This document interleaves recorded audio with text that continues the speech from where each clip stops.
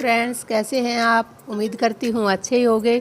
तो आज मैं आपको करवाने जा रही हूँ क्लास 10वीं का भूगोल का पहला पार्ट।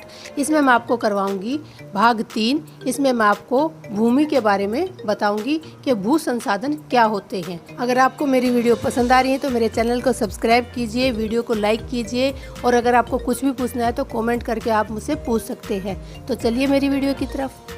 तो आज हम करवाएंगे क्लास 10वीं के भूगोल का पहला लेसन संसाधन और विकास। इसमें हम भाग 3 करवाएंगे।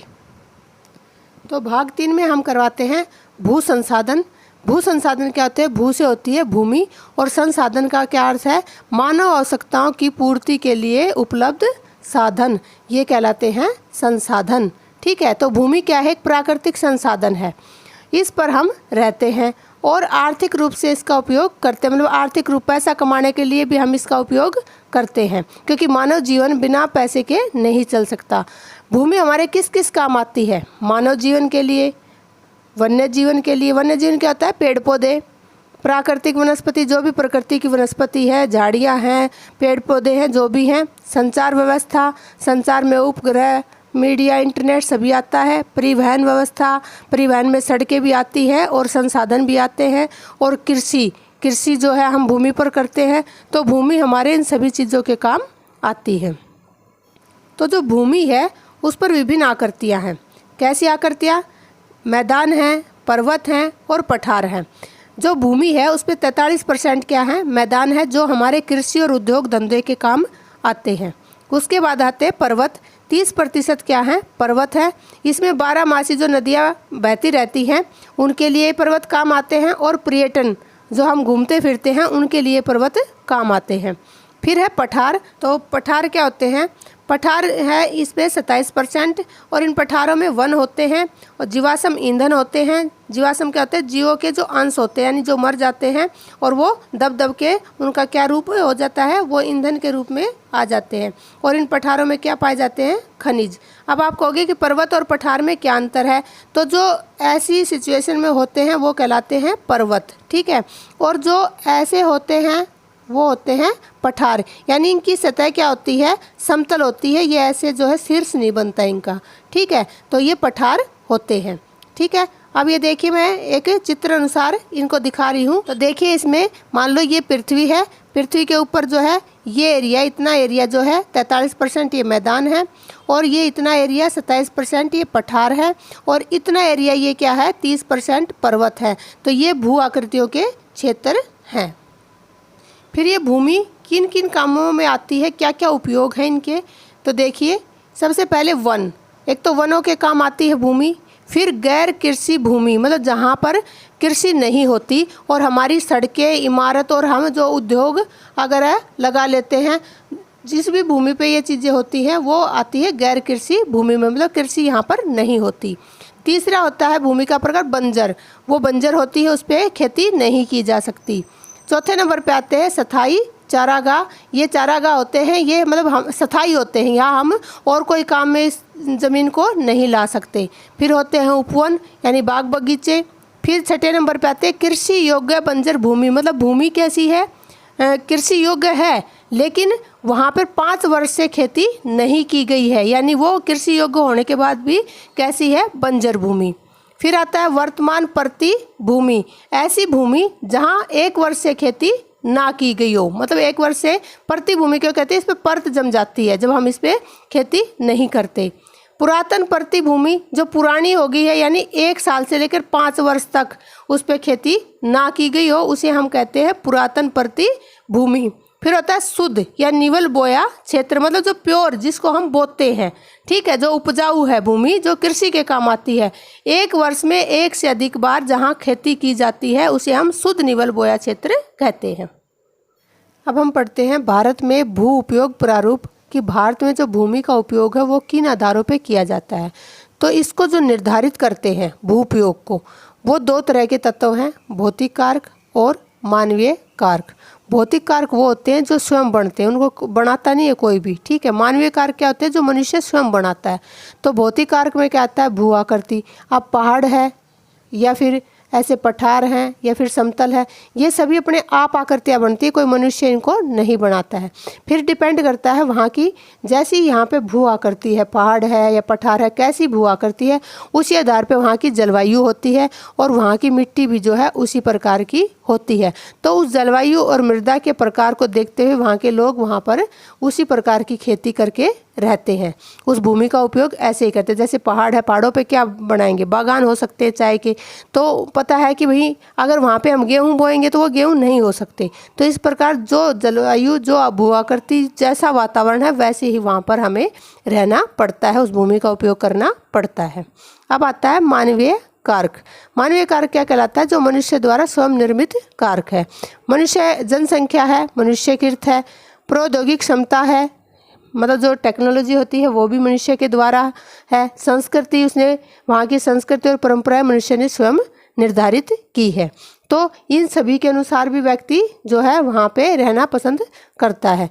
ठीक है, उसके बाद मतलब हर मनुष्य चाहता है कि जनसंख्या जो है कम हो, टेक्नोलॉजी ज़्यादा हो, फिर वहाँ की संस्कृति उससे मिलती हुई हो, परंपराएं उसके अनुसार हो, तो वहाँ पे वो उस भूमि का उपयोग उसी के अनुसार करता है। उसके बाद आता है कि भारत का कुल भौगोलिक क्षेत्र 32.8 लाख वर्ग किलोमीटर है, परंतु इसके 93% भाग के ही भू उपयोग आंकड़े उपलब्ध हैं।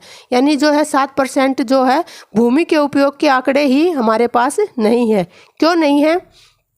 असम को छोड़कर पूर्वोत्तर अन्य प्रांतों की जानकारी उपलब्ध नहीं है। मतलब असम तक ही हमें जानकारी उपलब्ध है कि भूमि का उपयोग कैसे कैसे हो रहा है, उसके बाद के जो प्रांत हैं उनकी जानकारी हमारे पास नहीं है। उसके बाद आता है, इसके अलावा जम्मू और कश्मीर में पाकिस्तान और चीन अधिकृत क्षेत्रों के भूमि उपयोग का सर्वेक्षण नहीं हुआ है। मान लो ये जो भारत का जो ऊपर का मैप है, यहाँ पे जो है पाकिस्तान ने कब्जा कर रखा है, यहाँ पे चीन ने कर रखा है, तो जो ये एरिया है, ये एरिया है, इसका हमें नहीं पता, इसके आंकड़े हमारे पास नहीं है क्योंकि इसका आज तक सर्वेक्षण नहीं हुआ है। तो बाकी जो बची हुई है कितने परसेंट, 32.8% जो भूमि है उसका ही हमारे पास सर्वेक्षण है। देखिए, अभी मैंने आपको पढ़ाया कि भू उपयोग का क्या प्रारूप है। अब मैं आपको करवाने जा रही हूँ भू निम्नीकरण के कारण। क्योंकि इतना उपयोग भूमि का हो चुका है तो आप सबको पता है कि भूमि की जो उपजाऊ शक्ति है वो समाप्त होती जा रही है और भूमि क्या है, निम्नीकृत होती जा रही है। तो इसके जो निम्नलिखित कारण है वो देखिए। तो पहला कारण है खनन कार्य।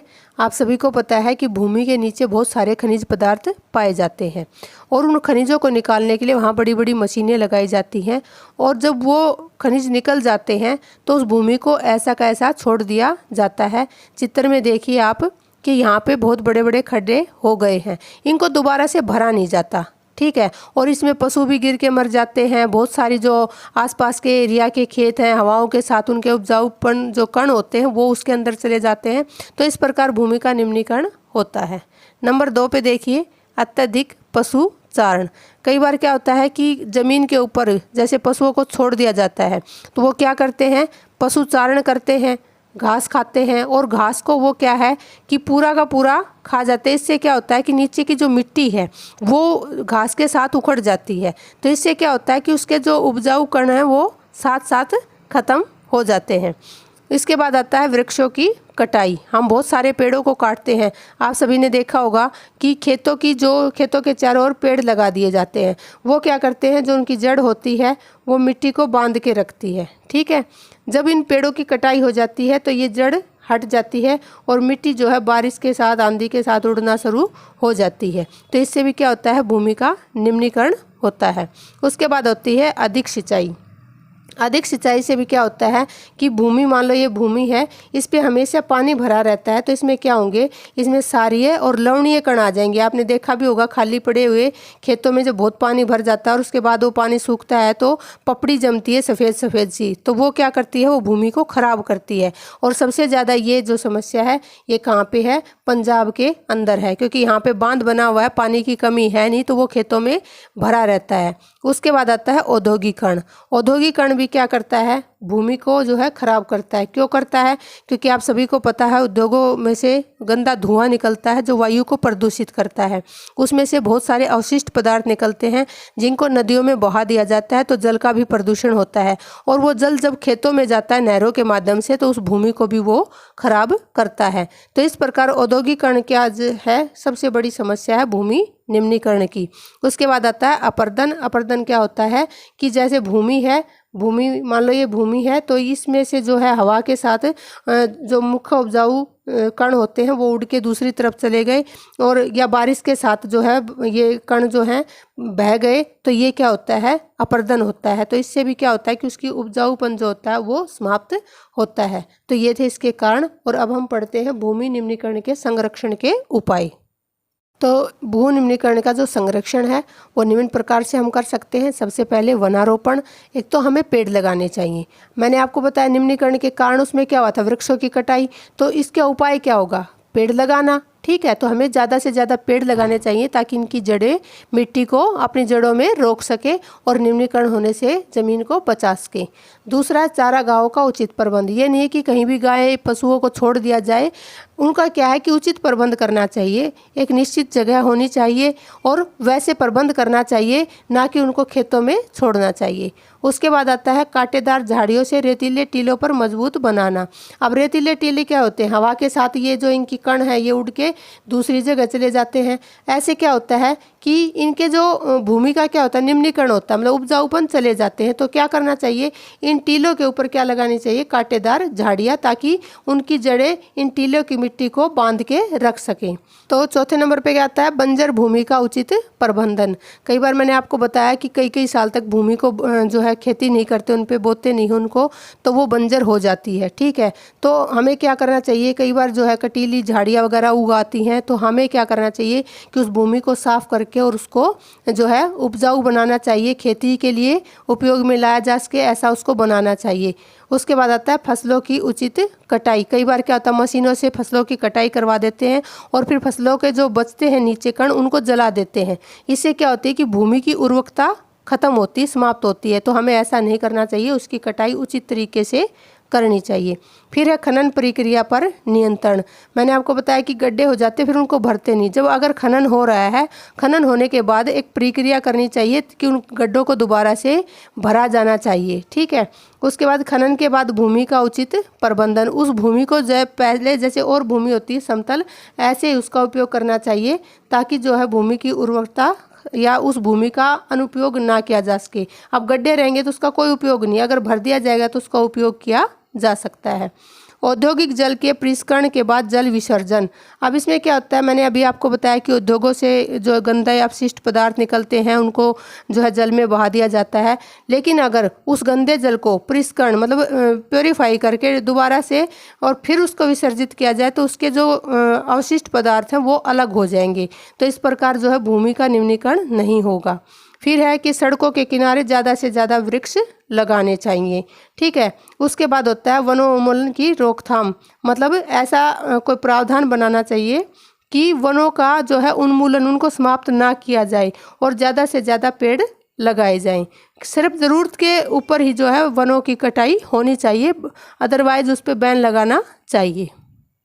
थैंक यू मेरी वीडियो देखने के लिए। अगर आपको मेरी वीडियो पसंद आ रही है तो बने रहिए मेरे चैनल के साथ। मिलती हूँ अगली वीडियो में। Bye bye, take care.